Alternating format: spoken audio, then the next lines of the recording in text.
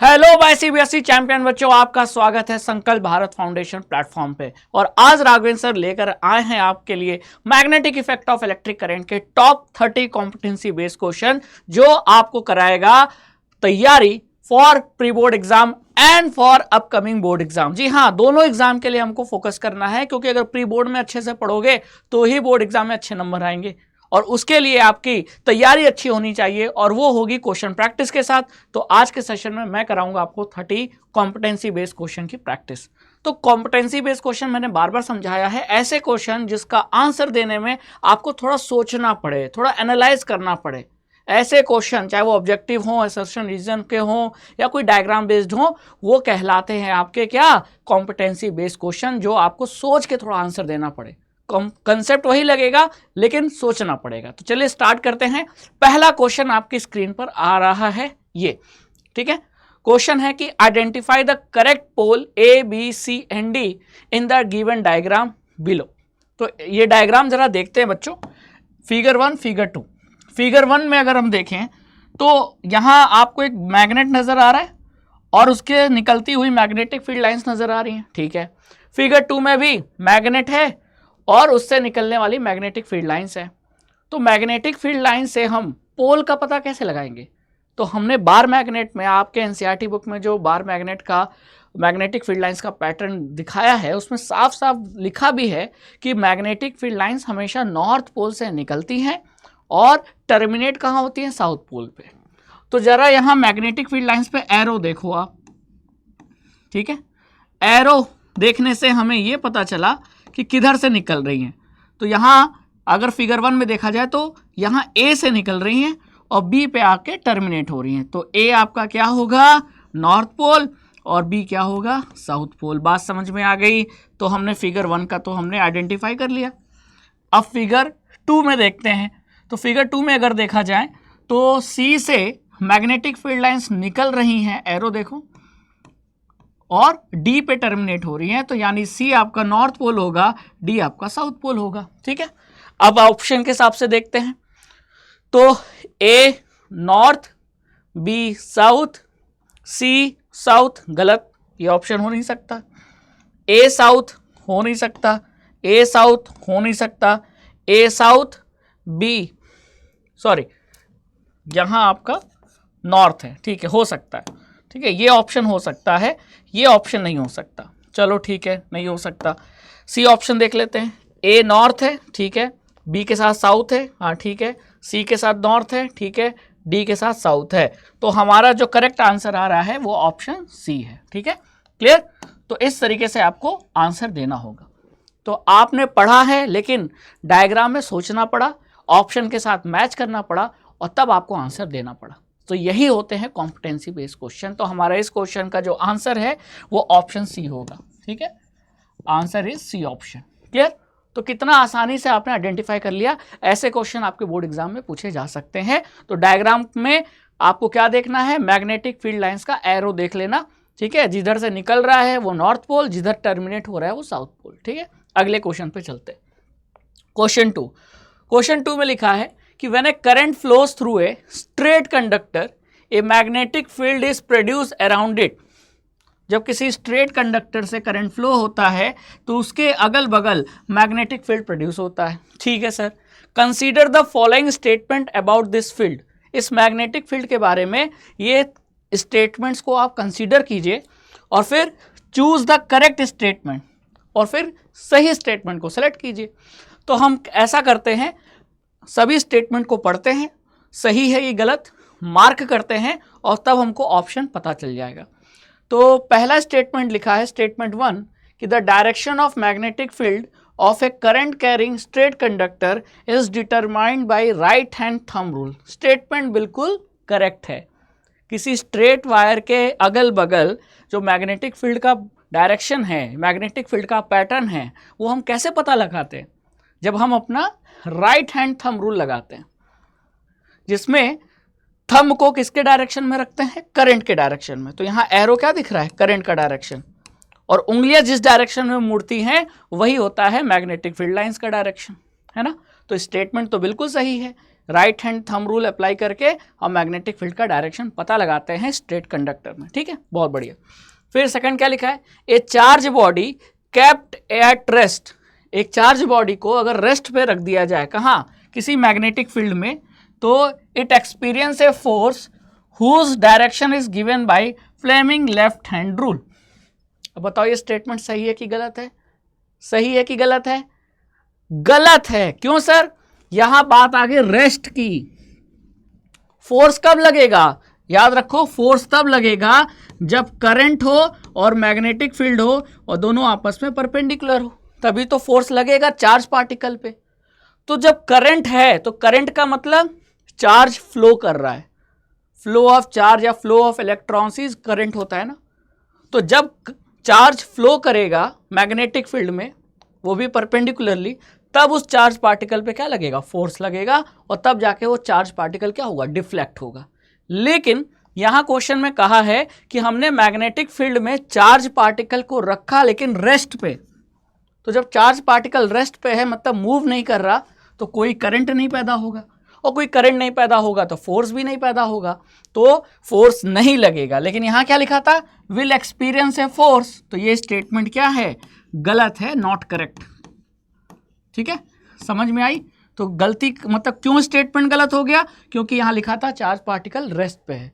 अगर ऐसा लिखा होता कि चार्ज बॉडी या charge particle is moving in the magnetic field, magnetic field में एक चार्ज पार्टिकल मूव कर रहा है, तो चार्ज पार्टिकल मूव कर रहा है मतलब करंट मूव कर रहा है, और करंट और मैग्नेटिक फील्ड दोनों अगर परपेंडिकुलर हुए तो फोर्स पैदा होगा, तो चार्ज पार्टिकल डिफ्लेक्ट होगा, तब स्टेटमेंट सही होता। तीसरा statement, the magnetic field lines around a current carrying straight conductor are in the form of concentric circles with the conductor as the centre. तो बात तो बिल्कुल सही है। जब किसी स्ट्रेट करंट कैरिंग वायर का जब मैग्नेटिक फील्ड हम पैटर्न देखते हैं, तो वो पैटर्न कैसा होता है? अगर ये वायर है और उसमें करंट अपवर्ड या डाउनवर्ड डायरेक्शन में जा रहा है, तो जो मैग्नेटिक फील्ड का पैटर्न होगा वो कैसा होगा? कॉन्सेंट्रिक सर्कल के फॉर्म में होगा, और ये सर्कल जैसे जैसे वायर से दूर जाओगे सर्कल बड़ा होता जाएगा। लेकिन इन सभी कॉन्सेंट्रिक सर्कल का जो सेंटर है, वो सेंटर कहाँ लाई कर रहा है? वो सेंटर वहाँ है जहाँ वायर गुजर रहा है, यानी यहाँ कंडक्टर है। ठीक है, तो ये स्टेटमेंट बिल्कुल करेक्ट हो गया। तो फर्स्ट और थर्ड स्टेटमेंट तो करेक्ट है, सेकंड स्टेटमेंट रॉन्ग है। अब पूछा है correct statement is are first only, third only, first and third, first second and third. तो आंसर क्या होगा? सी होगा, केवल फर्स्ट और थर्ड स्टेटमेंट ही करेक्ट है। बात समझ में आई? चलिए क्वेश्चन नंबर 3 पे चलते हैं। Which one of the following particles would not experience a force while moving perpendicular to a uniform magnetic field. इन चारों पार्टिकल में से कौन से पार्टिकल पे फोर्स नहीं लगेगा जब वो मैग्नेटिक फील्ड में परपेंडिकुलरली मूव करेगा? ठीक है, तो याद करो, अभी बताया था करंट और मैग्नेटिक फील्ड आपस में परपेंडिकुलर होंगे तो फोर्स प्रोड्यूस होगा। ठीक है, लेकिन अगर फोर्स जीरो होना है तो या तो करंट नहीं होगा या तो मैग्नेटिक फील्ड नहीं होगा। अब क्वेश्चन में बोला है कि मैग्नेटिक फील्ड प्रेजेंट है और उस मैग्नेटिक फील्ड में परपेंडिकुलर कौन सा पार्टिकल इसमें से मूव करे तो उस पर फोर्स पैदा ना हो।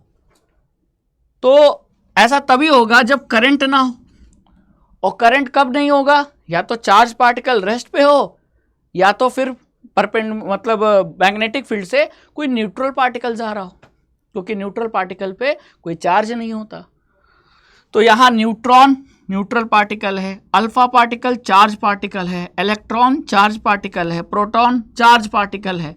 तो ये तीनों पार्टिकल तो चार्ज पार्टिकल है, और चार्ज पार्टिकल जब मैग्नेटिक फील्ड में परपेंडिकुलरली मूव करेंगे तो चार्ज पार्टिकल के मूव करने से क्या होगा? करंट पैदा होगा, और ये करंट मैग्नेटिक फील्ड के क्या हुआ? परपेंडिकुलर। तो इन पे क्या लगेगा? फोर्स। लेकिन किस पे फोर्स नहीं लगेगा? न्यूट्रॉन पे। क्यों? क्योंकि न्यूट्रॉन पे कोई चार्ज नहीं होता। तो न्यूट्रॉन मूव करेगा तो कोई चार्ज मूव नहीं कर रहा है। जब चार्ज है ही नहीं तो न्यूट्रॉन के मूव करने से there is no movement of charge and there is no current, no current no force. Clear? तो आंसर होगा न्यूट्रॉन। क्लियर? चलिए अगला क्वेश्चन देखते हैं, बहुत प्यारा क्वेश्चन है। ये डायग्राम आपके एनसीईआरटी में दिया है, डोमेस्टिक इलेक्ट्रिक सर्किट, और उसी डायग्राम से मैंने क्वेश्चन पूछा है।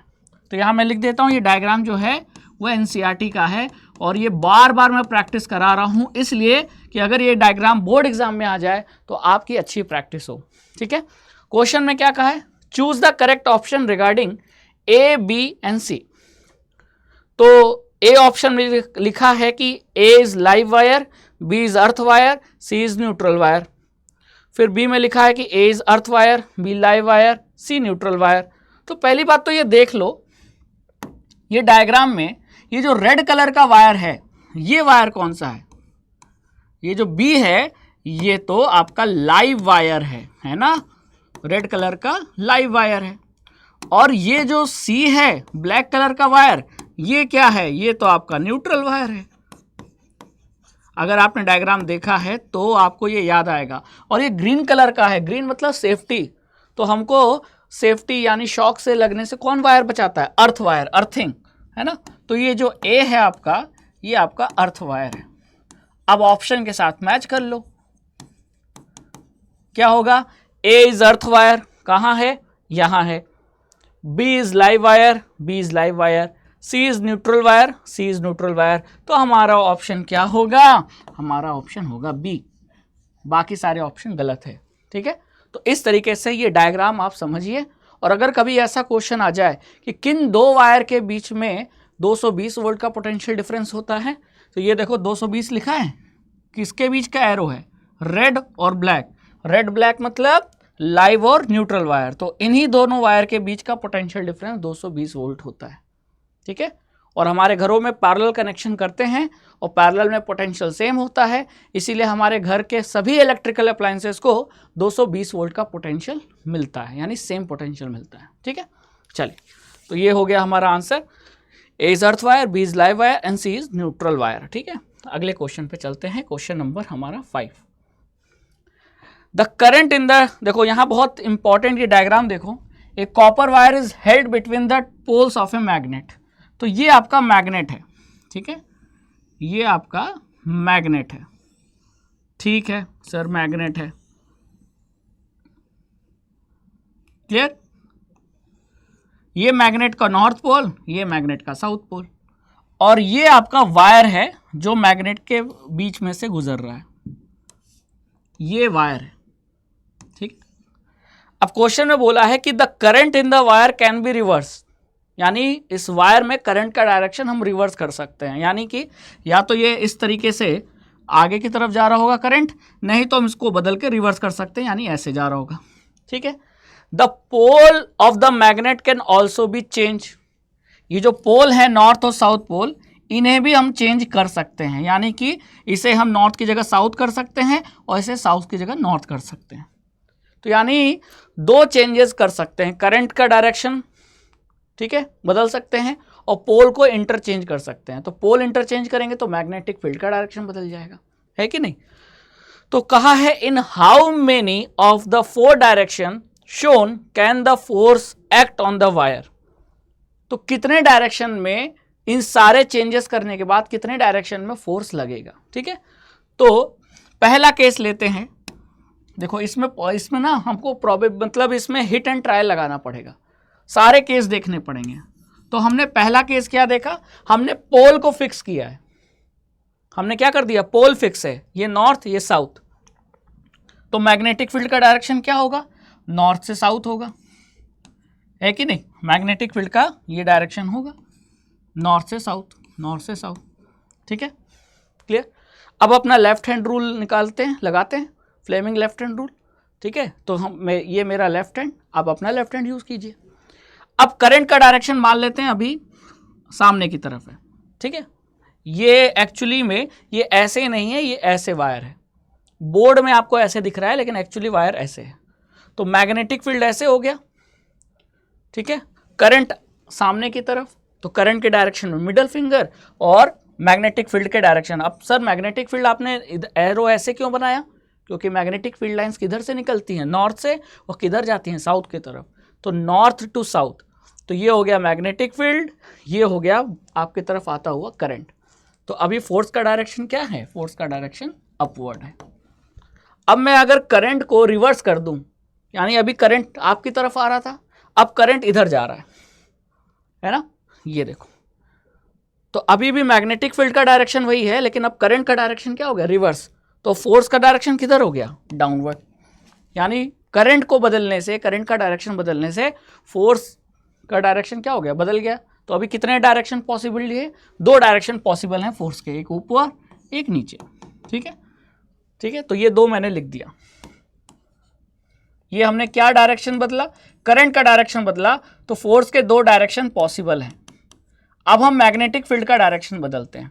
ठीक है, क्लियर। तो अब हम सेकंड केस लेते हैं। क्या करते हैं, सेकंड केस। सेकंड केस में है, हमने करंट का डायरेक्शन तो फिक्स कर दिया कि करंट बाहर निकल रहा है, लेकिन अब हमने पोल को इंटरचेंज कर दिया, पोल को इंटरचेंज कर दिया। तो अब ये नॉर्थ पोल, ये साउथ पोल, तो अब मैग्नेटिक फील्ड का डायरेक्शन क्या होगा, नॉर्थ से साउथ, यानी अब डायरेक्शन ऐसा है। ठीक है, क्लियर। तो अब ये मेरा लेफ्ट हैंड, अभी भी लेफ्ट हैंड यूज करना है। ठीक है, तो अब मैग्नेटिक फील्ड का डायरेक्शन क्या हो गया, ऐसे। ठीक है, और करंट इस समय ये एरो क्या बता रहा है कि बाहर निकल रहा है आपकी तरफ। तो ये देखो, ये मैग्नेटिक फील्ड का डायरेक्शन, ये करंट का डायरेक्शन। तो फोर्स क्या है बताओ, फोर्स क्या है, फोर्स अभी डाउनवर्ड लग रहा है ना। अब मैं यहां नॉर्थ पोल कर दूं और यहां साउथ पोल कर दूं, यानी पहले की तरह, तो क्या होगा, तो ये मैग्नेटिक फील्ड का डायरेक्शन ऐसे हो जाएगा, करंट का डायरेक्शन वही है, फोर्स ऊपर लगेगा। तो यानी कि जब मैंने मैग्नेटिक फील्ड का डायरेक्शन बदला, तब भी फोर्स के 2 ही डायरेक्शन पॉसिबल है। तो चाहे करंट का डायरेक्शन बदलूं, मैग्नेटिक फील्ड का डायरेक्शन ना बदलकर करंट का डायरेक्शन बदलूं, या करंट के डायरेक्शन को कांस्टेंट रखकर मैग्नेटिक फील्ड का डायरेक्शन बदलूं, दोनों केस में फोर्स के 2 डायरेक्शन पॉसिबल हैं। तो कितने डायरेक्शन पॉसिबल है, in how many of the 4 direction shown can the force act on the wire. तो फोर्स हमेशा 2 ही डायरेक्शन में एक्ट होगा। तो यहां आपका आंसर हो गया क्या, बी, यानी 2 डायरेक्शन। पहले केस भी दिखा दिया, दूसरा केस भी दिखा दिया। ठीक है, दूसरा केस आपने फिर से मैं बता देता हूं, ध्यान रखो, बहुत ईजी है। करंट का डायरेक्शन हमने फिक्स कर दिया है ना। जब मैग्नेटिक फील्ड का डायरेक्शन बदल रहे हैं तो करंट का डायरेक्शन क्या करना पड़ेगा, फिक्स। एक को फिक्स करेंगे तो दूसरे को स्टडी करेंगे। तो करंट मान लेते हैं आपकी तरफ आ रहा है, तो फ्लेमिंग लेफ्ट हैंड रूल में ये फिंगर करंट को बताता है, तो करंट ये फिंगर आपकी तरफ, यानी करंट आपकी तरफ। और अभी नॉर्थ इधर साउथ इधर, तो ये मैग्नेटिक फील्ड, तो फोर्स किधर लग रहा है, ऊपर। अब मैं इसको इंटरचेंज कर दूं, यानी नॉर्थ इधर साउथ इधर, तो ये डायरेक्शन ऐसे हो जाएगा, है ना। तो ये देखो, फिंगर अभी भी करंट का डायरेक्शन मैंने नहीं बदला, लेकिन मैग्नेटिक फील्ड का डायरेक्शन बदल दिया। तो अब फोर्स किधर लग रहा है, नीचे। तो करंट का डायरेक्शन बदलो या मैग्नेटिक फील्ड का डायरेक्शन बदलो, फोर्स के 2 ही डायरेक्शन पॉसिबल हैं, तो वो आपका आंसर बी होगा। क्लियर, बहुत प्यारा क्वेश्चन था, बहुत प्यारा। तो इसीलिए मैं कह रहा हूं ना, आपको फ्लेमिंग लेफ्ट हैंड रूल आता है, लेकिन आपको यहां एनालाइज करना पड़ा, सोचना पड़ा कि कितने डायरेक्शन हो सकते हैं, पॉसिबिलिटी है। तो आपको फिर एक बार जब करंट का डायरेक्शन बदल के देखना होगा और एक बार मैग्नेटिक फील्ड का डायरेक्शन बदलना होगा। मैग्नेटिक फील्ड का डायरेक्शन कैसे बदलेगा, जब आप पोल्स को इंटरचेंज करेंगे, ऐसा ही कहा है क्वेश्चन में। तो ये सब करना पड़ेगा, यानी एनालाइज करना पड़ेगा।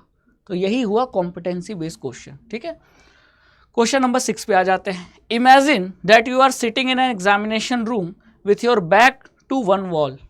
यानी कि एग्जामिनेशन हॉल में बैठे हो, जैसा कि आप बोर्ड एग्जाम देने जाओगे, प्री बोर्ड दे रहे होगे, है ना। तो आपका चेहरा एक वॉल की तरफ, बैक दूसरे वॉल की तरफ, है ना। कमरे में 4 वॉल हैं। A proton beam moving horizontally from the back wall towards the front wall is deflected by a strong magnetic field to your right side. ठीक है, यानी कि आपका ये क्लासरूम है, क्लासरूम का ये फ्रंट वॉल, ये बैक वॉल। ठीक है, और imagine that you are sitting in an examination room with your back at one wall. तो मान लेते हैं कि जो आपका बैक है वो इसके तरफ फेस कर रहा था। एक proton beam moving horizontally from the back wall. Proton beam back wall से मूव करते हुए किधर जा रहा है, फ्रंट वॉल की तरफ जा रहा है। ठीक है, और वो डिफ्लेक्ट हो गया by strong magnetic field to your right side, तो ये प्रोटॉन बीम किधर डिफ्लेक्ट हो गया, आपके राइट साइड हो गया। मतलब मैं ऐसे बैठा था, सामने फ्रंट दीवार, पीछे बैक दीवार, पीछे से प्रोटॉन आ रहा था from the back wall towards the front wall, पीछे से फ्रंट वॉल की तरफ प्रोटॉन आ रहा था, लेकिन ये आते आते ऐसे घूम के मेरे राइट चला गया। तो डिफ्लेक्शन क्या हुआ, ये डिफ्लेक्शन क्या बता रहा है, किसका डायरेक्शन बता रहा है, फोर्स का डायरेक्शन। जिधर फोर्स लगेगा चार्ज पार्टिकल उधर ही तो डिफ्लेक्ट होगा, ठीक है। तो ये डायरेक्शन हो गया किसका, राइट साइड में डिफ्लेक्ट हुआ, तो यानी फोर्स किधर लगा, राइट साइड। और प्रोटॉन ऐसे जा रहा है यानी बैक वॉल से फ्रंट वॉल, तो ये किसका डायरेक्शन हो गया, करंट का। तो आपसे क्या पूछा है, मैग्नेटिक फील्ड का डायरेक्शन पूछा है, तो लगाओ कौन सा rule, Fleming left hand rule. तो ये देखो मेरा लेफ्ट हैंड, ठीक है।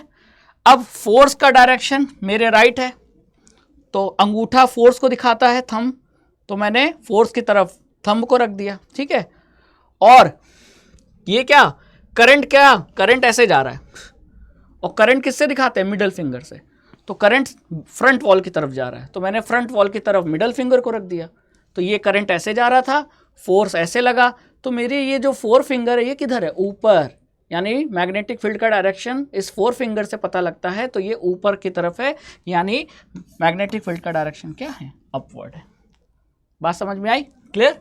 तो ये था मेरा इस क्वेश्चन का आंसर। चलो आगे चलते हैं। What is the force experienced by a current carrying straight conductor placed in a uniform magnetic field is maximum? एक करंट कैरिंग स्ट्रेट कंडक्टर को हमने मैग्नेटिक फील्ड में रखा है, यूनिफॉर्म मैग्नेटिक फील्ड में, तो जो कंडक्टर पे फोर्स लगेगा वो कब मैक्सिमम होगा। तो आपको पता है कि करंट और मैग्नेटिक फील्ड जब आपस में परपेंडिकुलर हो तो चार्ज पार्टिकल या करंट कैरिंग कंडक्टर पे जो फोर्स लगता है वो मैक्सिमम होता है। ये कंडीशन आपको याद रखनी पड़ेगी। फोर्स मैक्सिमम के लिए current should be perpendicular to magnetic field. तो ये किस ऑप्शन में है, ये डी ऑप्शन में है, current and magnetic field are perpendicular, तो ये हमारा आंसर जाएगा डी। क्लियर, चले आगे। चल क्वेश्चन नंबर 8 पे चलते हैं। An electron moving towards east enters uniform magnetic field directed downwards, find the direction of force acting on it. तो इलेक्ट्रॉन, अब देखो इलेक्ट्रॉन कैसा पार्टिकल है, निगेटिवली चार्ज पार्टिकल है ना। तो जिधर इलेक्ट्रॉन जाएगा उसका अपोजिट डायरेक्शन किसका लेंगे, करंट का। तो जब पॉजिटिवली चार्ज पार्टिकल मूव करे तो उसका डायरेक्शन और करंट का डायरेक्शन सेम होगा। लेकिन अगर जब इलेक्ट्रॉन की बात कही जाए तो इलेक्ट्रॉन निगेटिवली चार्ज पार्टिकल है ना, तो इलेक्ट्रॉन जिधर मूव कर रहा है उसके अपोजिट डायरेक्शन में करंट मूव करेगा, ठीक है। अब इलेक्ट्रॉन किधर मूव कर रहा है, ईस्ट। अब मैं ईस्ट को किधर समझूं, तो किसी भी पॉइंट पर अपने आप को फिक्स कर लो, जैसे मैंने फिक्स कर लिया यहाँ ऐसे, ठीक है। तो ये नॉर्थ है, तो पीछे जो आप देख रहे हो मेरा बैक साउथ हो गया, ये क्या हो गया ईस्ट, और मेरे लेफ्ट क्या हो गया वेस्ट। तो इलेक्ट्रॉन किधर जा रहा है, ईस्ट में जा रहा है, ठीक है। तो इलेक्ट्रॉन ईस्ट में जा रहा है, तो करंट का डायरेक्शन क्या होगा, करंट का डायरेक्शन वेस्ट होगा, तो आई का डायरेक्शन यानी वेस्ट, ठीक है। और एंटर्स ए uniform magnetic field directed downwards, ठीक है। और मैग्नेटिक फील्ड जो है वो डाउनवर्ड की तरफ है, ऐसे। ये करंट का डायरेक्शन है वेस्ट की तरफ और मैग्नेटिक फील्ड ऐसे है। तो अब लेफ्ट हैंड रूल लगाओ, फ्लेमिंग लेफ्ट हैंड रूल, ठीक है। ये जो फोर फिंगर है वो मैग्नेटिक फील्ड का डायरेक्शन बताता है, वो नीचे है डाउनवर्ड, और ये जो मिडल फिंगर है वेस्ट की तरफ, ये करंट का डायरेक्शन बताता है। तो करंट किधर है, वेस्ट, तो मैंने मिडल फिंगर को वेस्ट रख दिया और इसको नीचे रख दिया, ठीक है। तो मेरा थंब किधर है, थंब देखो आपकी तरफ है, आपकी तरफ। अब ये आपकी तरफ कौन क्या था, याद करो, साउथ था, है ना, साउथ था कि नहीं। देखो करंट ऐसे, करंट ऐसे, मैग्नेटिक फील्ड ऐसे, तो थंब आपकी तरफ यानी साउथ, क्योंकि मैंने सामने नॉर्थ माना था, तो ये हो गया साउथ, ठीक है। तो यहाँ का आंसर होएगा साउथ।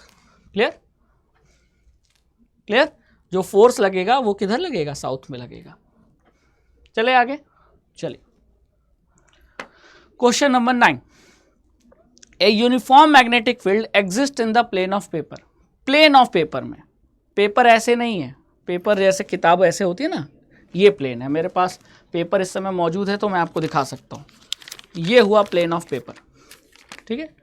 प्लेन ऑफ पेपर में ऐसा समझो, ठीक है, ये ऐसे नहीं है, ये ऐसे है, क्लियर।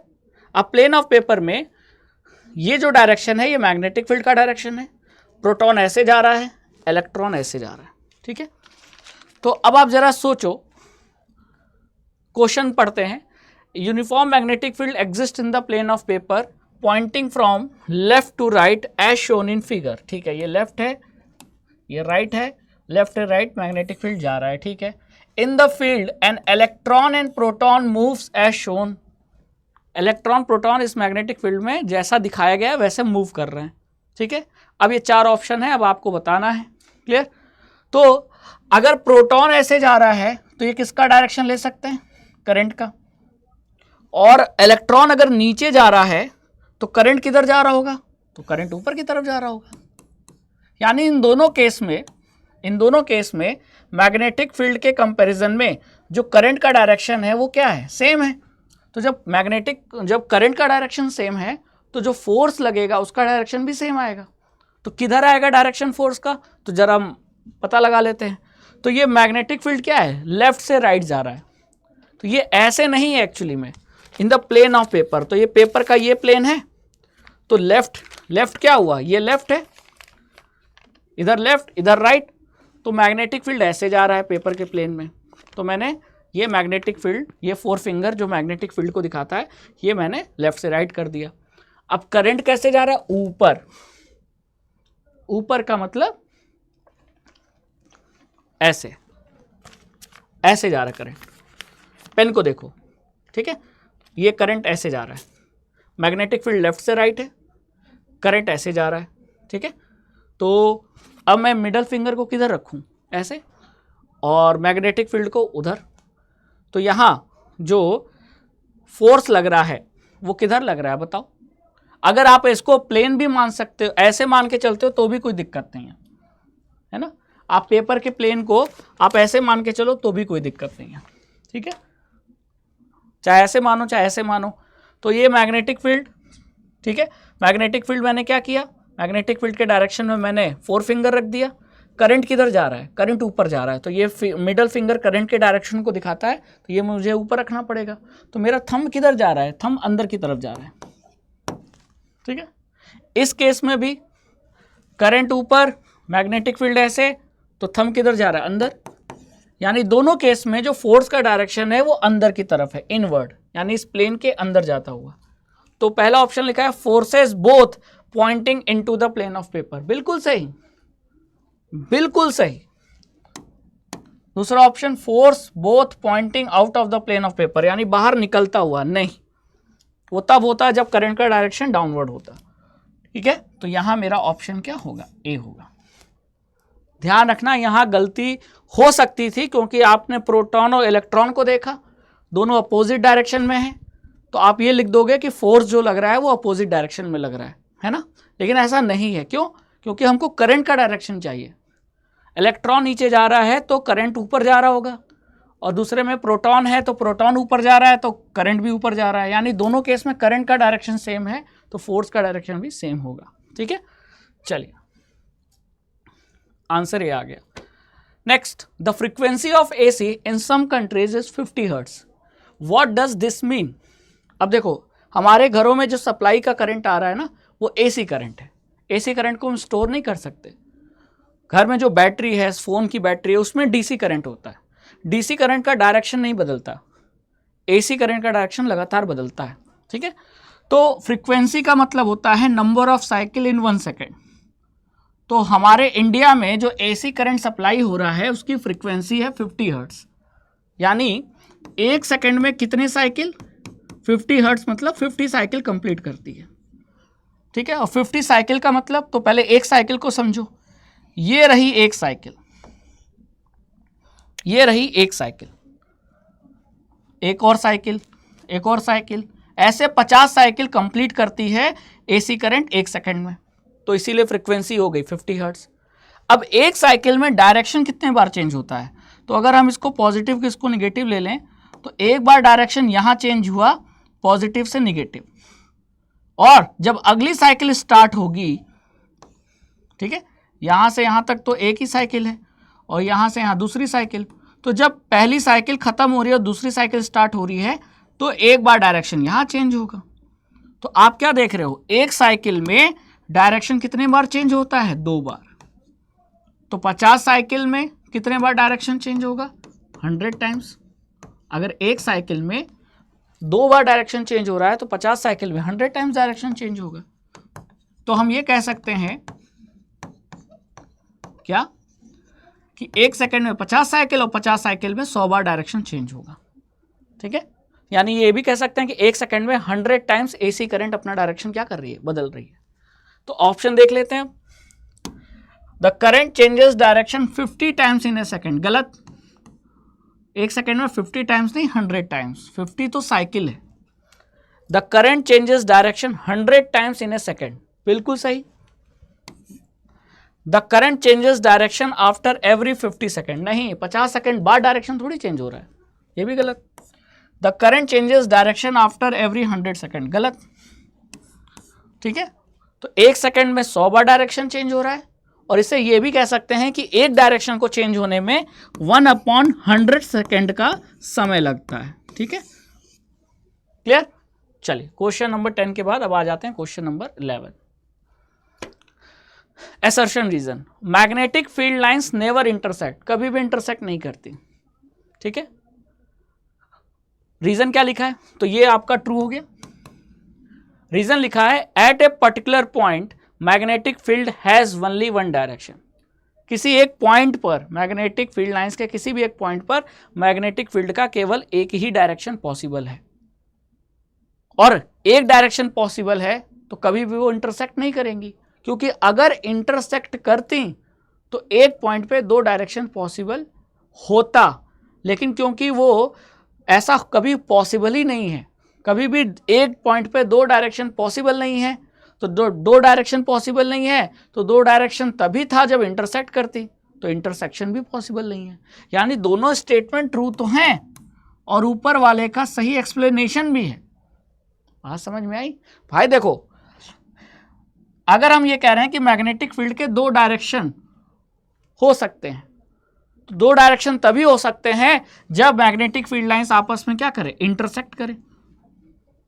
लेकिन अगर ये कह रहा है कि मैग्नेटिक फील्ड लाइंस कभी भी इंटरसेक्ट नहीं करती, मतलब 2 डायरेक्शन एक पॉइंट पर नहीं हो सकते, तो नहीं हो सकते तो इसका मतलब एक ही डायरेक्शन होगा। तो एक ही डायरेक्शन होने का मतलब यही है कि वो कभी नहीं इंटरसेक्ट करेंगी। ठीक है, तो बात बिल्कुल सही है। आंसर क्या होगा? दोनों स्टेटमेंट ट्रू है और एक्सप्लेनेशन भी है, आंसर ए होगा।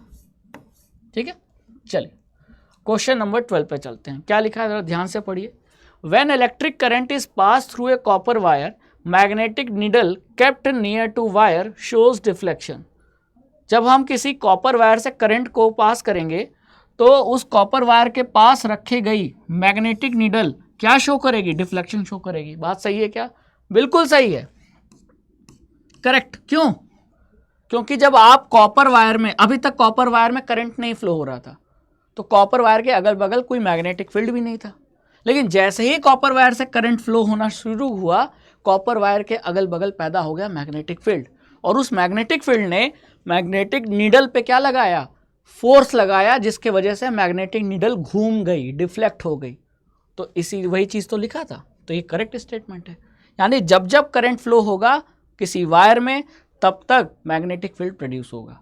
तो मैग्नेटिक फील्ड का अस्तित्व, मौजूदगी तभी तक है जब तक करंट फ्लो हो रहा है। ठीक है, रीजन क्या लिखा है? The electric current through copper wire has produce magnetic field. True, जो करंट कॉपर वायर से करंट फ्लो होगा तो वो मैग्नेटिक फील्ड प्रोड्यूस करेगा, और इसीलिए जो नीडल थी वो क्या हो गई थी? डिफ्लेक्ट हो गई थी। तो ये भी करेक्ट है, यानी ट्रू है। ऊपर वाला भी ट्रू है और सही एक्सप्लेनेशन भी है। तो आंसर क्या होगा मेरे बच्चा? आंसर ए होगा। क्लियर? कितने प्यारे क्वेश्चन है। चलो अगले क्वेश्चन पे चलते हैं। क्वेश्चन नंबर 13 पे क्या लिखा है? assertion on changing the direction of flow of current through a straight conductor the direction of magnetic field around the conductor is reverse. अभी आपने पढ़ा सीखा कि मैग्नेटिक फील्ड तब पैदा होता है जब करंट फ्लो होता है, तो इसका मतलब करंट पे डिपेंडेंट है कौन? Magnetic field. जैसे आप लोग अपने माँ बाप पे डिपेंडेंट हो, है ना, आपका जो भी खर्चा है, जो भी पैसे की ज़रूरत है, माँ बाप पूरा करते हैं। क्लियर? तो माँ बाप का अगर पैसे से रिलेटेड बिहेवियर चेंज हो जाए तो आपका भी बिहेवियर बदलेगा कि नहीं? बिल्कुल बदलेगा। ठीक उसी तरह करंट पे डिपेंडेंट है मैग्नेटिक फील्ड, तो अगर करंट का डायरेक्शन बदल दोगे तो मैग्नेटिक फील्ड, जो कि बच्चे हैं आप जैसे, उसका भी तो डायरेक्शन बदल जाएगा। तो वही तो लिखा है कि अगर हम करंट का डायरेक्शन क्या कर दें, चेंज कर दें, तो मैग्नेटिक फील्ड का डायरेक्शन भी रिवर्स हो जाएगा। बिल्कुल सही। अगर करंट का डायरेक्शन रिवर्स करोगे तो मैग्नेटिक फील्ड का डायरेक्शन भी रिवर्स हो जाएगा। True. Reason, the direction of magnetic field around a conductor can given in accordance with the left hand thumb rule. किसी कंडक्टर के अगल बगल जो मैग्नेटिक फील्ड का डायरेक्शन है वो हम लेफ्ट हैंड थंब रूल से बताते हैं उसका डायरेक्शन। क्या स्टेटमेंट सही है? गलत। अरे कंडक्टर स्ट्रेट कंडक्टर है तो उसके अगल बगल मैग्नेटिक फील्ड का डायरेक्शन हम राइट हैंड थंब रूल से बताते हैं, ना कि लेफ्ट हैंड थंब रूल से। तो ये आपका गलत है, फॉल्स है। तो असर्शन ट्रू, रीजन फॉल्स। ऐसा कौन सा ऑप्शन होता है? सी ऑप्शन होता है। तो हमने सी टिक कर दिया, है कि नहीं? चलिए आगे चलते हैं नेक्स्ट क्वेश्चन पे। Question number 14, strength of electromagnet. Electromagnet समझ रहे हो ना? सोलेनॉइड के अंदर हमने सॉफ्ट आयरन का मटेरियल डाल दिया, तो सोलेनॉइड का जो मैग्नेटिक फील्ड जो अंदर था उसने सॉफ्ट आयरन को ही मैग्नेटाइज कर दिया। तो अब इस सॉफ्ट आयरन के अंदर क्या आ गई? मैग्नेटिक शक्तियाँ, चुंबक बन गया ये। तो इसी को अब हम क्या बोलेंगे? इसी सॉफ्ट आयरन को अब हम कहेंगे ये इलेक्ट्रोमैग्नेट बन गया। ठीक है? तो जैसे मेरी उंगलियां सोलेनॉइड हैं और ये पेन सॉफ्ट आयरन है, तो उंगलियां सोलेनॉइड है तो उंगलियों के अंदर यानी सोलेनॉइड के अंदर जब सोलेनॉइड में से करंट फ्लो होगा तो सोलेनॉइड के अंदर क्या पैदा होगा? Magnetic field. और उस मैग्नेटिक फील्ड के अंदर हमने क्या डाल दिया? सॉफ्ट आयरन का मटेरियल। ये पेन मेरा सॉफ्ट आयरन का मटेरियल है, थोड़ी देर बाद निकालूंगा, अब ये मैग्नेटाइज हो गया है, अब इसे कहूँगा मैं इलेक्ट्रोमैग्नेट। समझ में आया इलेक्ट्रोमैग्नेट क्या होता है? बिल्कुल समझ में आ गया होगा। तो लिखा है कि strength of electromagnet can be increase by increasing the number of turns per unit length in solenoid coil.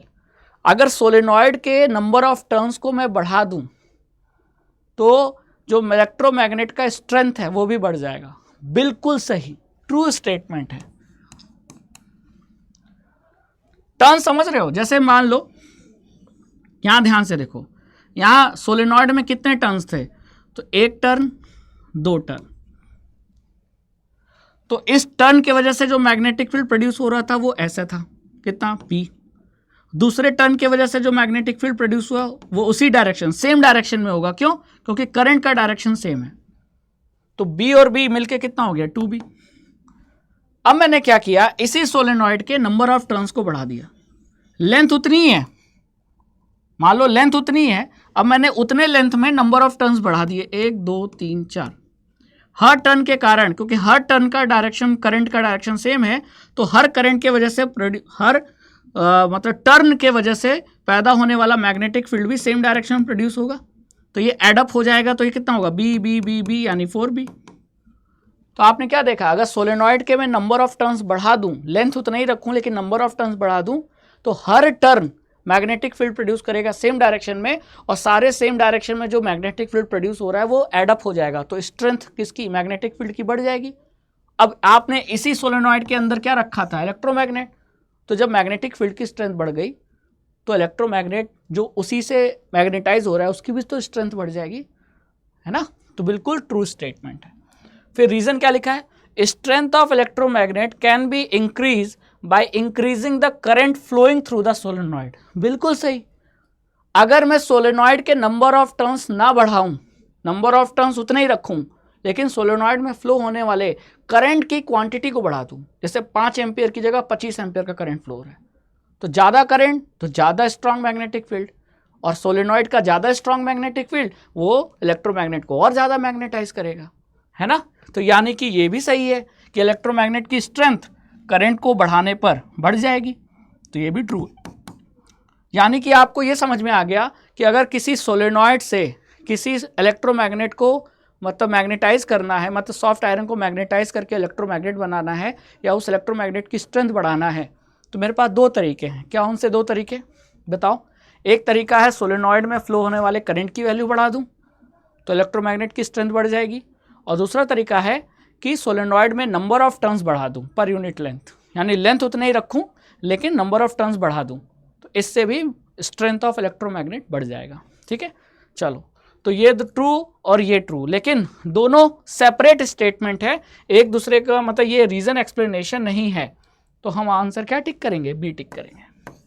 ठीक है, चलो 15, a compass needle is placed near a current carrying wire, the deflection of compass needle is increases when it is displaced away from the wire.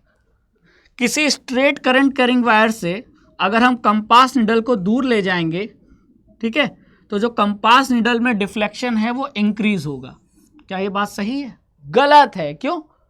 अरे current carrying straight conductor के अगल बगल जो magnetic field है, वो magnetic field current wire से दूर जाने पर मैग्नेटिक फील्ड की स्ट्रेंथ क्या होती है? घटती है। तो मैग्नेटिक फील्ड की स्ट्रेंथ घटेगी तो मैग्नेटिक फील्ड कम फोर्स लगाएगा। तो ये रहा वायर, ये रहा मेरा कंपास यहाँ। अब मैं मैग्नेटिक कंपास को दूर ले जा रहा हूँ तो मैग्नेटिक फील्ड की स्ट्रेंथ क्या हो रही है? कम। तो मैग्नेटिक फील्ड की स्ट्रेंथ कम हो रही है तो कम फोर्स लगाएगा, तो कंपास की नीडल में डिफ्लेक्शन भी कम होगा। लेकिन यहाँ क्या लिखा था? Deflection of compass needle increases when it is displaced away from the wire. नहीं, ये तो अपोजिट हो गया, ये तो गलत स्टेटमेंट है, तो ये फॉल्स है। और जैसे ही आपने देखा फॉल्स है, डी ऑप्शन होगा, है ना। रीजन भी पढ़ लेते हैं। Strength of magnetic field decreases as one moves away from a current carrying conductor. बिल्कुल सही। किसी करंट कैरिंग कंडक्टर से अगर आप दूर जाओगे तो मैग्नेटिक फील्ड की स्ट्रेंथ घटती है, डिक्रीज होती है। ये ट्रू है, असर्शन फॉल्स है। हमारा आंसर होगा डी। ठीक है, क्लियर? चलिए क्वेश्चन नंबर 16, क्या लिखा है? Magnetic field is a quantity that has both direction and magnitude. जी हाँ, बिल्कुल ट्रू स्टेटमेंट है। एनसीईआरटी की लाइन है कि मैग्नेटिक फील्ड एक ऐसी फिजिकल क्वांटिटी है जिसके पास डायरेक्शन भी होता है, जिसके पास मैग्नीट्यूड भी होता है। जस्ट लाइक फोर्स, जैसे हम बोलते हैं ना 5 न्यूटन का फोर्स लगा डाउनवर्ड डायरेक्शन में, राइट डायरेक्शन में, तो 5 न्यूटन यानी मैग्नीट्यूड भी बता रहा है, और राइट लेफ्ट अपवर्ड डाउनवर्ड उसका डायरेक्शन भी बता रहा है। ठीक फोर्स की तरह मैग्नेटिक फील्ड में भी हम बात करते हैं क्या? Direction, upward downward. अभी हमने फ्लेमिंग लेफ्ट हैंड रूल में क्या कर रहे थे? ये 4 फिंगर मैग्नेटिक फील्ड का डायरेक्शन ही तो बता रहा था, और मैग्नीट्यूड हम टेस्ला में मेजर करते हैं, है ना। क्लियर? तो दोनों चीज होती है, बात बिल्कुल सही है। रीजन देख लेते हैं। The direction of magnetic field is taken in the direction in which a north pole of the compass needle moves inside it. Magnetic field का जो डायरेक्शन है वो डायरेक्शन कौन सा होता है? वो डायरेक्शन वही होता है जिस डायरेक्शन में कंपास नीडल का नॉर्थ पोल क्या करता है? मूव करता है। बताइए बात सही है? जैसे एक कंपास नीडल है, इसका ये कंपास और ये रहा इसका नीडल, ठीक है। अब नीडल तो घूम सकता है ना, तो नीडल अभी ऐसे है, फिर थोड़ी देर बाद क्या हो जाएगा? थोड़ी बाद देर बाद ये नीडल का डिफ्लेक्शन ऐसे भी हो सकता है, यानी कि ये घूम गया, तो ये जिधर जिधर घूमेगा उधर उधर क्या होगा? नॉर्थ होगा। तो ये बात बिल्कुल सही है, ठीक है। लेकिन इन दोनों का कोई आपस में रिलेशन नहीं है, तो स्टेटमेंट ऑप्शन जो होगा वो क्या होगा? बी होगा, क्योंकि रीजन असर्शन का सही एक्सप्लेनेशन नहीं है। लेकिन दोनों स्टेटमेंट ट्रू है कि आप कंपास नीडल लेकर कहीं भी घूमो तो कंपास नीडल जिधर जिधर उसका नीडल घूम रहा है वो नॉर्थ डायरेक्शन के तरफ आपको शो कर रहा है, ठीक है। और वही हम डायरेक्शन लेंगे किसका? मैग्नेटिक फील्ड का, ठीक है। एक तरफ नॉर्थ तो दूसरी तरफ साउथ, तो ये जिधर जिधर घूमेगा उधर उधर हम डायरेक्शन ले लेंगे किसका? मैग्नेटिक फील्ड का। चलिए question number 17, magnetic field lines are close curve. Magnetic field lines क्या होती हैं? क्लोज कर्व होती है। Reason, magnetic field lines emerges from north pole and merge at the south pole. Inside the magnet the direction of magnetic field lines is from its south pole to its north pole. कहने का मतलब ये है कि अगर ये magnet है, ये इसका नॉर्थ और ये इसका साउथ पोल, तो मैग्नेट के बाहर मैग्नेटिक फील्ड लाइंस नॉर्थ से निकलती हैं और साउथ पे टर्मिनेट करती हैं, और मैग्नेट के अंदर ये साउथ की से नॉर्थ की तरफ रहती हैं। यानी कुल मिला के क्या हुआ, एक क्लोज ही कर्व तो बना। तो ऊपर वाला स्टेटमेंट ट्रू है, नीचे वाला स्टेटमेंट भी ट्रू है, और नीचे वाला स्टेटमेंट असर्शन रीजन जो है वो असर्शन को एक्सप्लेन कर रहा है, सही एक्सप्लेन कर रहा है, एक्सप्लेनेशन करेक्ट है।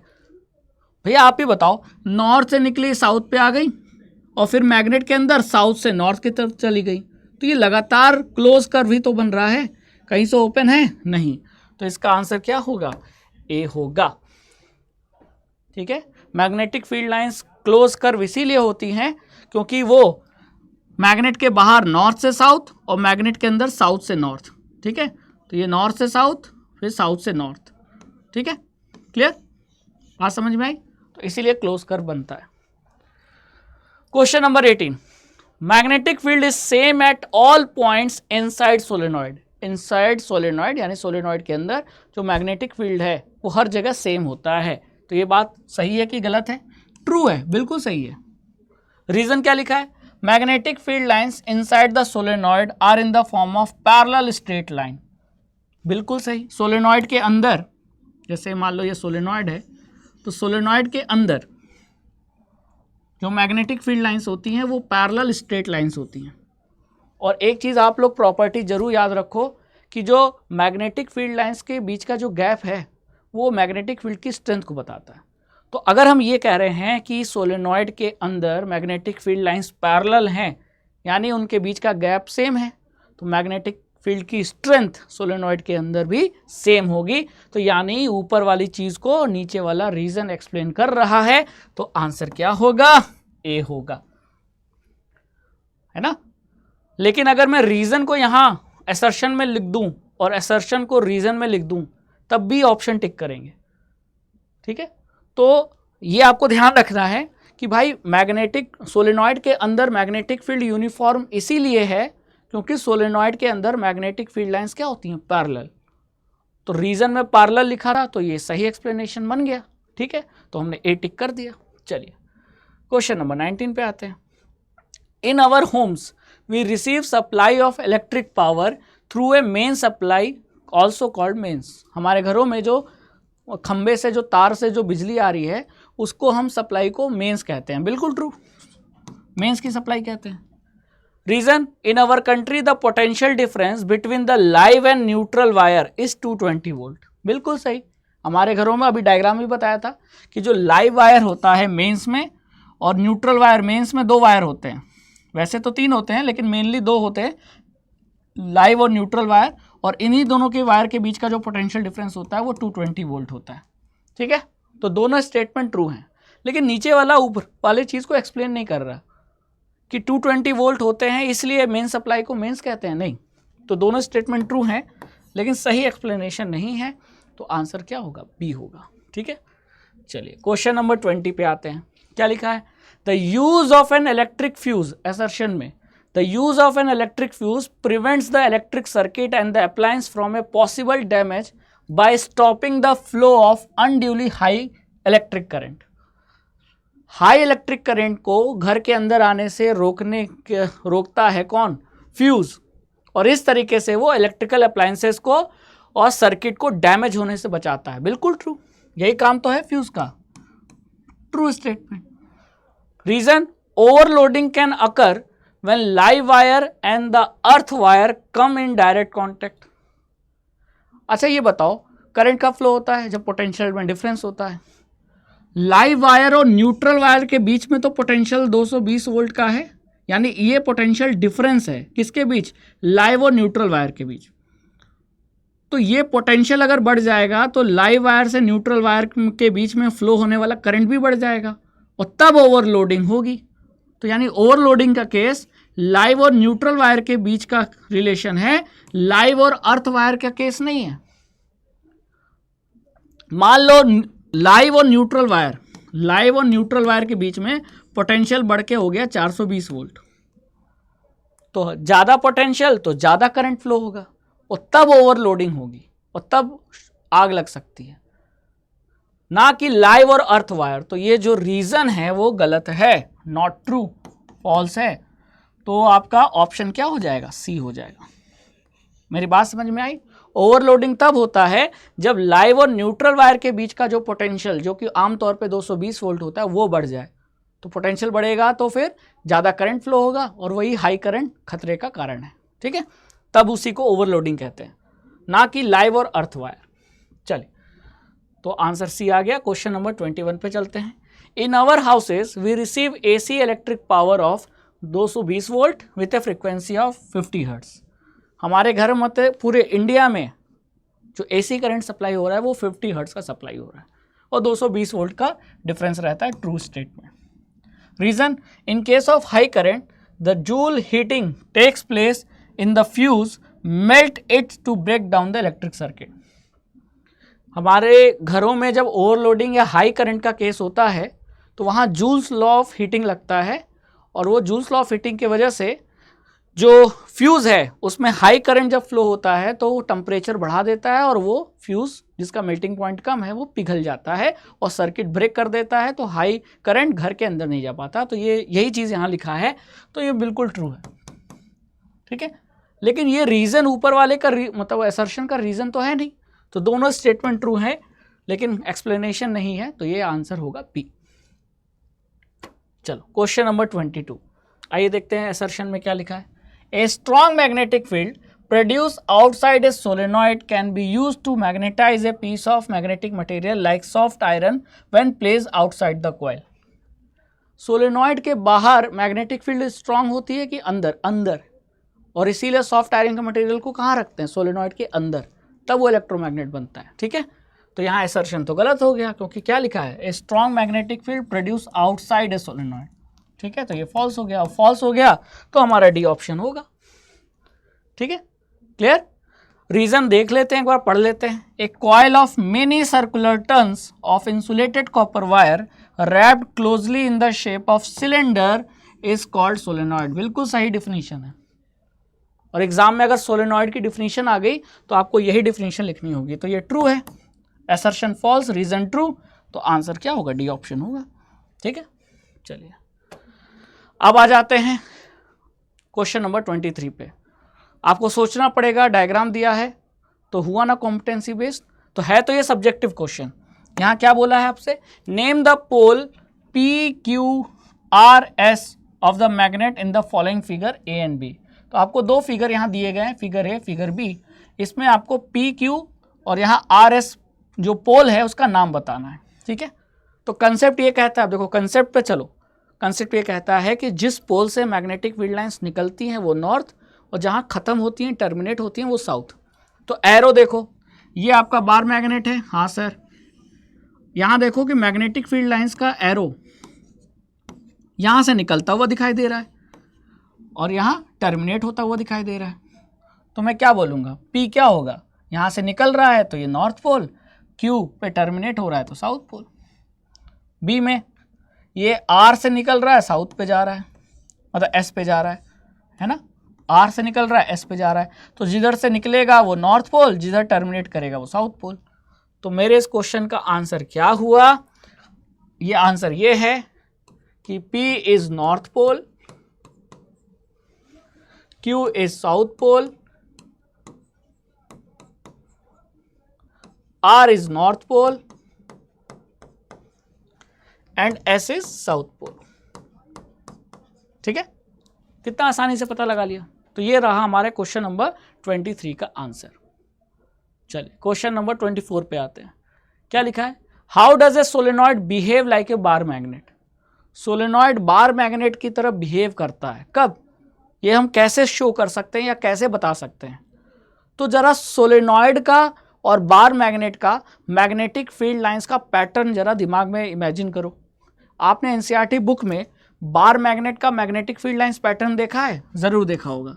बार मैग्नेट इस तरीके से होता है, तो मैग्नेटिक फील्ड लाइंस इसका कैसा होता है पैटर्न, ऐसा होता है बार मैग्नेट का, होता है कि नहीं। ये नॉर्थ से निकलता हुआ और साउथ पे टर्मिनेट होता हुआ, देखा है कि नहीं। हाँ सर देखा है। ठीक है, और एक करंट कैरिंग सोलेनॉइड, ये सोलेनॉइड जिसमें करंट फ्लो हो रहा है, इसका अगर मैग्नेटिक फील्ड लाइंस का पैटर्न देखोगे तो तो इसमें अगर करंट फ्लो हो रहा है तो इसका भी मैग्नेटिक फील्ड लाइंस कुछ ऐसा ही होता है कि जब करंट कैरिंग सोलेनॉइड में एक एंड पे नॉर्थ पोल और दूसरे एंड पे साउथ पोल बन जाता है तो उसका भी मैग्नेटिक फील्ड लाइंस देखने पर बार मैग्नेट की तरह ही नजर आता है। तो हम ये कह सकते हैं कि जब दोनों का मैग्नेटिक फील्ड लाइंस का पैटर्न एक जैसा है यानी सोलेनॉइड बिहेव कर रहा है किसके तरह, बार मैग्नेट की तरह।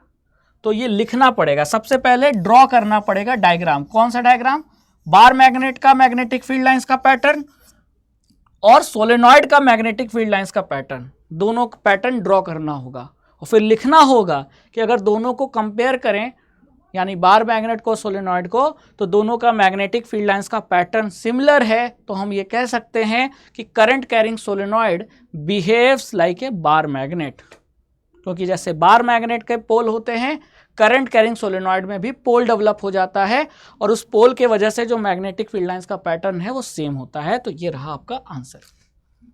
ठीक है, क्लियर। तो चाहो तो स्क्रीनशॉट ले लो, बहुत प्यारा क्वेश्चन है, बोर्ड एग्जाम में आया हुआ है और आपके बोर्ड एग्जाम में भी आ सकता है। बहुत प्यारा क्वेश्चन है कि सोलेनॉइड किसके तरह बिहेव करता है। अगर एमसीक्यू मतलब ऑब्जेक्टिव बेस्ड आ जाए तो अगर आपसे पूछा सोलेनॉइड किसकी तरह बिहेव करता है, करंट कैरिंग सोलेनॉइड, 4 ऑप्शन दे दे तो ऑप्शन सही क्या जाएगा, बार मैग्नेट। ठीक है, चलो next. When is the force experienced by a current carrying straight conductor placed in a uniform magnetic field is maximum, minimum?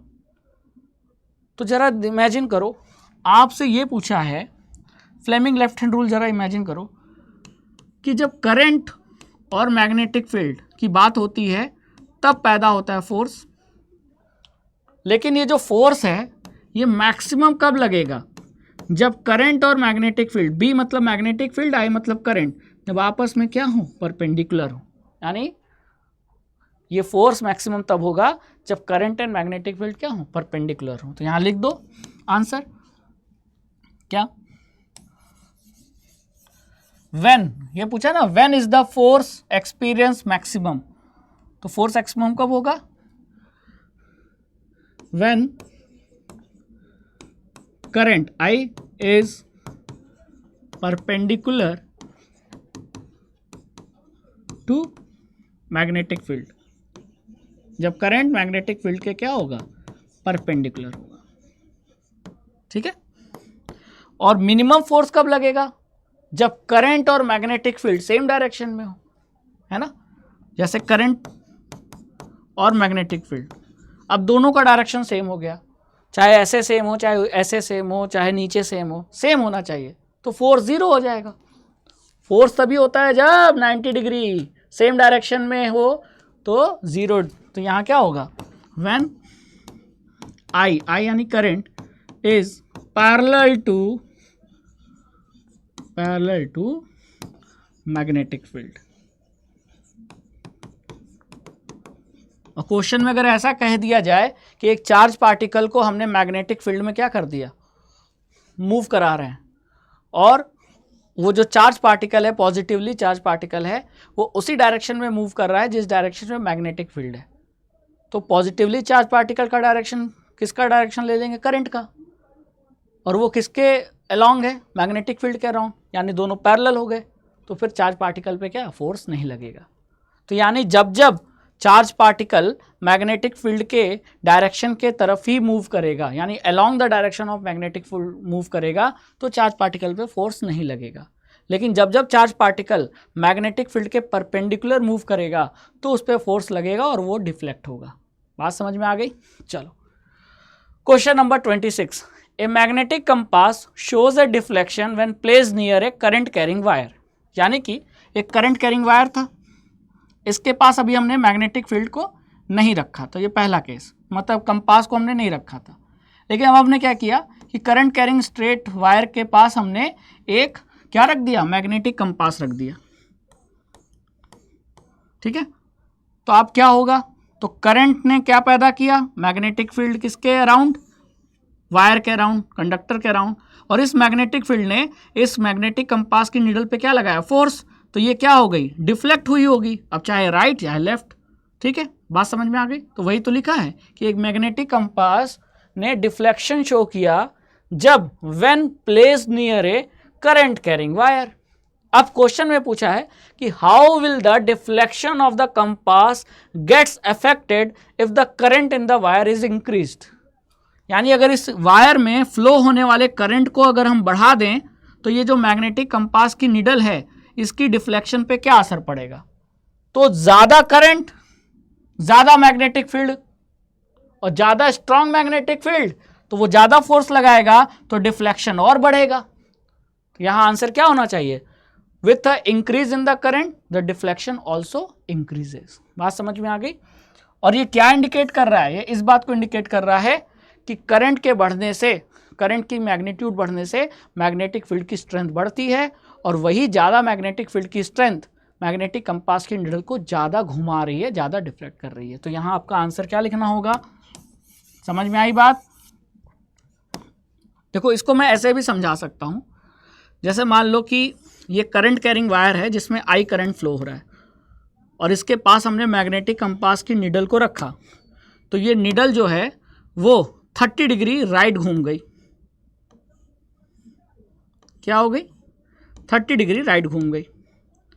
अब मैंने क्या किया, अब मैंने दूसरा केस लिया, मैंने करंट को 5 टाइम्स बढ़ा दिया, आई से 5। तो अब मैंने क्या देखा, जो कंपास है उसकी जो निडल है उसमें डिफ्लेक्शन बढ़ गया। अब वो डिफ्लेक्शन 60 डिग्री का हो गया मान लेते हैं। अब ये कितने degree, 60 degree.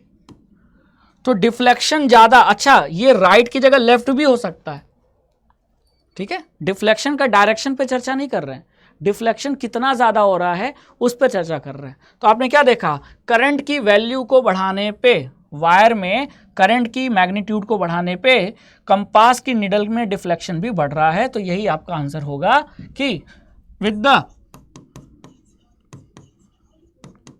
with the increase in the value of current in wire, the deflection of compass needle also increases. The deflection of compass needle also increases.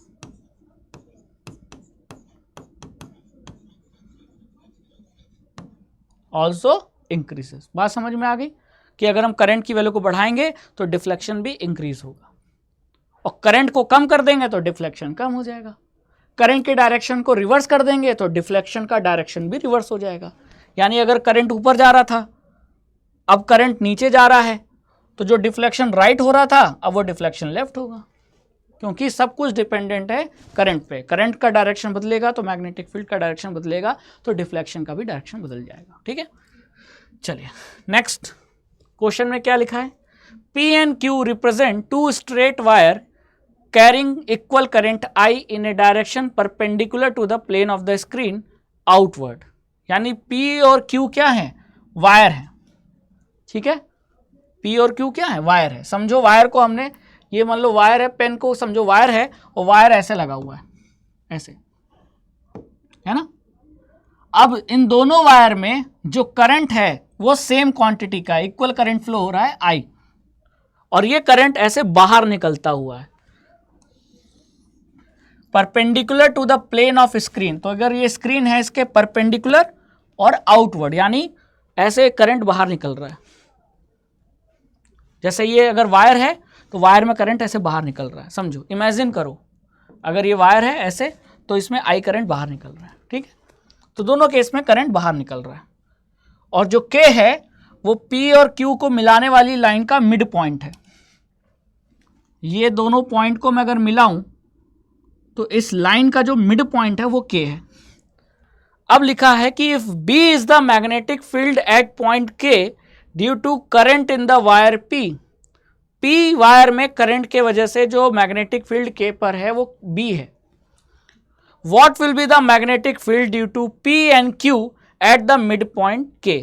यानी कि P वायर और Q वायर, दोनों वायर में जो current flow हो रहा है उसके वजह से K पे जो मैग्नेटिक फील्ड होगी वो क्या होगी। ठीक है, अब जरा हम K पर थोड़ा डायग्राम बनाकर K पर मैग्नेटिक फील्ड का डायरेक्शन निकालते हैं। तो पहले P वायर के मदद से निकालते हैं। ठीक है,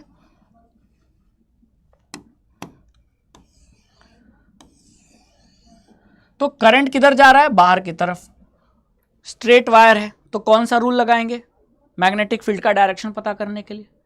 तो करंट दिया है, मैग्नेटिक फील्ड का डायरेक्शन पता करना है, वायर स्ट्रेट है, ऐसा है वायर, ठीक है, तो फिर कौन सा रूल लगेगा, राइट हैंड थंब रूल। अब करंट बाहर ऐसे निकल रहा है तो राइट हैंड का थंब करंट के डायरेक्शन में रख दो, तो मैंने रख दिया, तो मेरी फिंगर्स देखो इस डायरेक्शन में किधर जा रही हैं, ऐसे, यहाँ ऐसे, यहाँ ऐसे, यानी कि जो डायरेक्शन है वो मैग्नेटिक फील्ड लाइंस का वो ऐसा है, ठीक है। अगर मैं एक और बड़ा सर्कल बना लूँ तो वो यहाँ ऐसा होगा, होगा कि नहीं, ये ऐसे और ये ऐसे। अब मान लेते हैं यही है आपका क्या, के पॉइंट, यही है के पॉइंट, ठीक है। तो इस पॉइंट, इस के पॉइंट पर इस पी वायर के वजह से जो मैग्नेटिक फील्ड है वो किधर है, अंदर की तरफ है, बी अंदर की तरफ, ठीक है। अब मैं दूसरा वायर क्यू बनाता हूं, ध्यान से देखना, क्यू वायर, बहुत प्यारा क्वेश्चन है।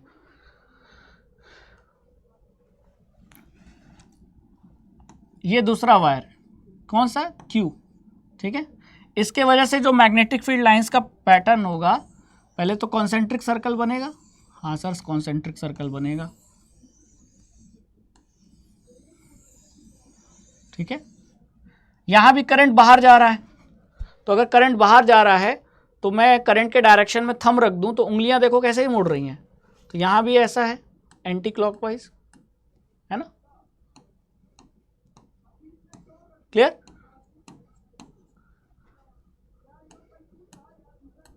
अब देखो इस पी वायर की वजह से इस के पॉइंट पर, इस पॉइंट पर जो मैग्नेटिक फील्ड था वो किधर था, अंदर की तरफ, कितना, बी, बी इनवर्ट्स, ठीक है, बात समझो। ये एक्चुअली में बोर्ड में है ना, लेकिन अगर हम वायर देखेंगे तो ये ऐसे जा रहा है, ठीक है, ऐसे ऊपर की तरफ। पी वायर के वजह से के पॉइंट पे जो मैग्नेटिक फील्ड है देखो ऊपर की तरफ है, कितना, बी। क्यू वायर की वजह से के पॉइंट पे जो मैग्नेटिक फील्ड है वो किधर है, नीचे की तरफ, कितना, बी। अब मैंने दोनों बराबर क्यों लिया, क्योंकि दोनों वायर में करंट बराबर है, तो ये अपवर्ड डायरेक्शन में बी, यहाँ डाउनवर्ड डायरेक्शन में बी, तो ये एक दूसरे को cancel, B minus B cancel करेगा क्योंकि दोनों डायरेक्शन अपोजिट है। तो आंसर क्या होगा, आंसर होगा कि के पॉइंट पर मैग्नेटिक फील्ड कितना होगा, 0। क्यों 0 होगा, क्लियर हुआ। पी वायर के वजह से के पॉइंट पर मैग्नेटिक फील्ड अपवर्ड डायरेक्शन में है, बी। क्यू वायर के वजह से के पॉइंट पर मैग्नेटिक फील्ड डाउनवर्ड डायरेक्शन में है, बी। तो ऊपर भी नीचे भी एक दूसरे को कैंसिल कर देगा, आंसर क्या आ जाएगा, 0, ठीक है। वही चीज आपको यहां देखना था, ठीक है। तो यह मत समझना कि दोनों वायर में करंट का डायरेक्शन सेम है तो के पॉइंट पर मैग्नेटिक फील्ड का डायरेक्शन भी सेम हो जाएगा, नहीं, ठीक है। पी वायर की वजह से के पॉइंट पर मैग्नेटिक फील्ड ऊपर की तरफ और क्यू वायर की वजह से मैग्नेटिक फील्ड का डायरेक्शन नीचे की तरफ, तो एक दूसरे को कैंसिल कर देगा। क्यों, क्योंकि जब करंट बराबर है तो मैग्नेटिक फील्ड भी बराबर होगा, एक दूसरे को कैंसिल कर देगा, डायरेक्शन में अपोजिट है, तो ये हो जाएगा 0, ठीक है। ये रहा क्वेश्चन नंबर 27 का आंसर। अब आते हैं क्वेश्चन नंबर 28, 29, 30 पे, क्लियर। चलो क्वेश्चन में क्या लिखा है, Sunita had to replace the electric plug of her cloth iron, she bought a 3-pin plug as shown below. Sunita ने 3-pin प्लग मार्केट से खरीदा। When she removed the old plug, जब तो पुराना प्लग जो खराब हो गया था उसको रिमूव किया तो सुनीता ने क्या देखा, she saw that there were 3 wires colored red, black and green।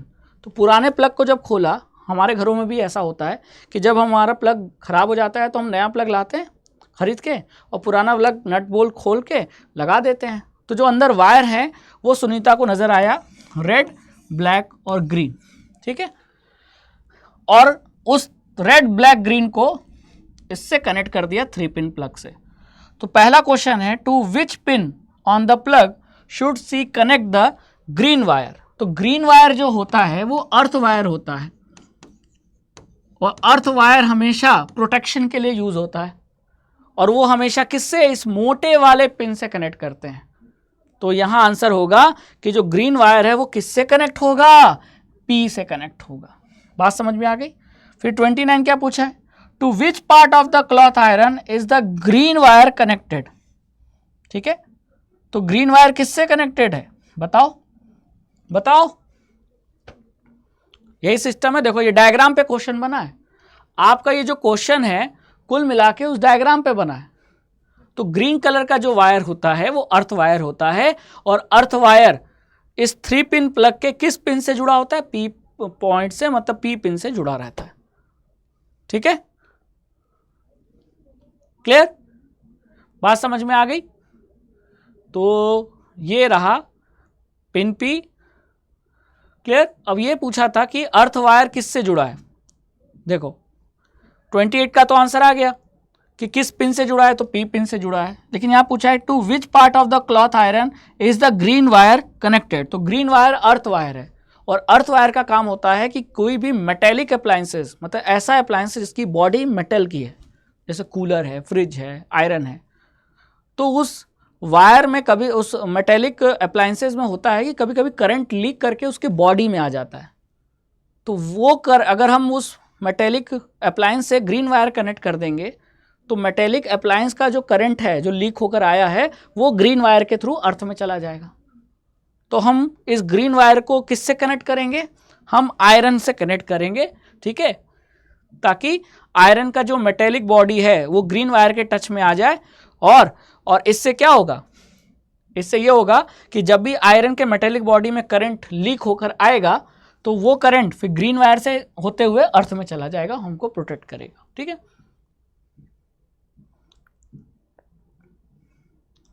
फिर state the function of green wire. तो ग्रीन वायर का काम क्या है, मेटेलिक बॉडी वाले अप्लायंसेस से जो करंट लीक होता है उससे शॉक ना लगे, तो उसको एक कम रेजिस्टेंस वाला पाथ प्रोवाइड करना, यही काम है किसका, ग्रीन वायर का, और हमको शॉक लगने से बच जाते हैं। यही है ना अर्थ वायर, ग्रीन वायर का काम। क्लियर। तो it prevents the severe shocks by providing a low resistance path for any leakage current to the metallic body of the iron या कोई भी मेटेलिक अप्लायंसेस। मतलब ऐसा समझो कि ये बोर्ड मेटल का बना है, लोहे का बना है। ठीक है, अब इसके अंदर चूहे ने किसी तार को काट दिया, वो तार इस मेटल के सरफेस से टच हो रहा है, तो इसके सरफेस पे क्या होगा, करंट आएगा। अगर मैं इसको छूऊंगा तो करंट मुझे लगेगा, लेकिन अगर मैंने इसमें अर्थ वायर को जोड़ा है तो इसके सरफेस पे जो करंट आ गया था वो अर्थ वायर से होते हुए कहाँ चला जाएगा, ग्राउंड में, और जब मैं इसको छूऊंगा तो शॉक नहीं लगेगा। ये होता है अर्थ वायर का काम। ठीक है, तो इस तरीके से हमने top 30 competency based question on magnetic effect of electric current हमने कंप्लीट कर लिया। आई होप कि आपको ये वीडियो समझ में आया होगा। अच्छे क्वेश्चन है, अच्छे लेवल के क्वेश्चन है जो कि आपने आज के सेशन में प्रैक्टिस किया। तो मिलते हैं नेक्स्ट सेशन में। बने रहिए संकल्प भारत फाउंडेशन प्लेटफॉर्म पे राघवेंद्र सर के साथ। फिजिक्स को पढ़ते हैं, समझते हैं और फिजिक्स में डूब जाते हैं। तो थैंक यू सो मच। जय हिंद, जय भारत।